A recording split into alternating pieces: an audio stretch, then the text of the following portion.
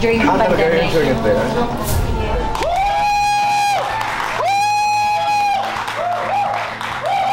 Tay, kapuso, pera po ng 20 minutes ng inyong hapon. Ako po si Boy, and welcome to Fast Talk.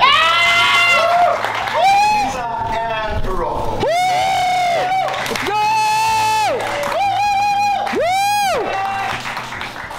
Thank you very much. Maraming salamat. Hello.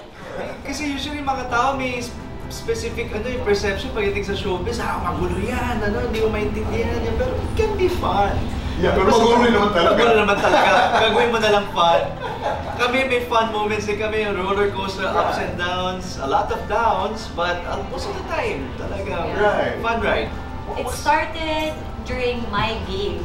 So he watched. So, okay, game na umpisa ito, inimbita ka ng coach. Yep. Okay, pero meron ka ng alam? I mean, you had an idea about who she was? Yeah, Melissa. No. Wala talaga. Wala. So you just got into the game na wala talaga. Prior to that, may ginawa po akong campaign with Hidilyn Diaz. Okay. And then, yung boss po noon sabi, isang brand po namin dito, kasama sa league, gusto mo manood. You wanna meet the players? I said, yes, punta ako. Tapos, pumasok kami sa locker room. Pero yung totoo, wala talaga plano. Walang plano. You were eyeing talaga ang Melissa. Sure, may iba pa ako kasama nun.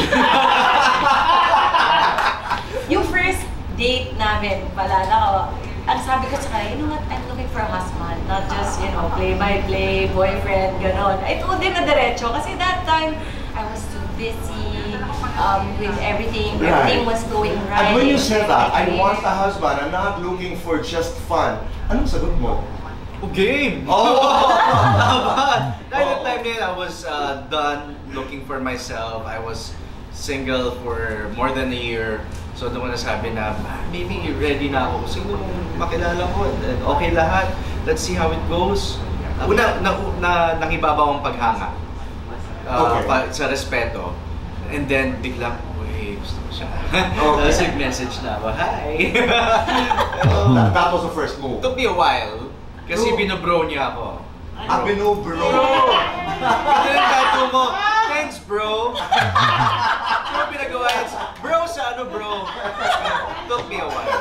Sadya. Oh, this is funny. Our first date, I invited him. I had an extra ticket sa play, sa Wicked. Kaya special yung Wicked na songs for us. Okay. So I go, I always have a test as a guy. Okay, if he's gonna, bring out his phone, I'm not gonna see him again. Sabi ko talaga. Hindi, the whole time he was like this. Oh. So I was like, plus boy. And then we talked Sa galing yung rule, pag magdala ng phone? Hindi, pag naglabas siya ng phone. While watching? Yeah, watching.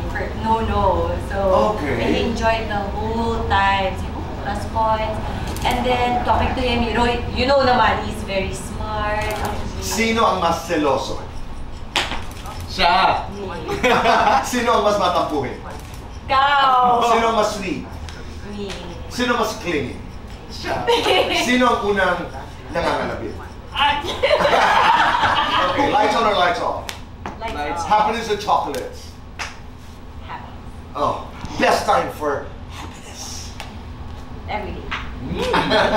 Complete the sentence. Black si Mister, black si Mrs.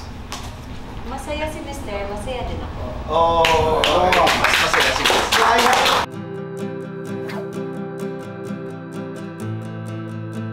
Gaano katagal mong gustong gawin to lahat? Hanggang kailan? What do you think is your job if you aren't a host? Masaya. Siguro nakatatlong beses na ako dito. So very comfortable na pakiramdam ko coming here. Pero si Melissa, yung siya tanongin natin. It was my first time, pero I felt like yung warm, parang medyo homey. I don't know kung dahil sa aesthetic. Pero yun, I felt at home and nag-enjoy ako sa mga questions. Kaysa kabahan. Oo, kaysa kabahan.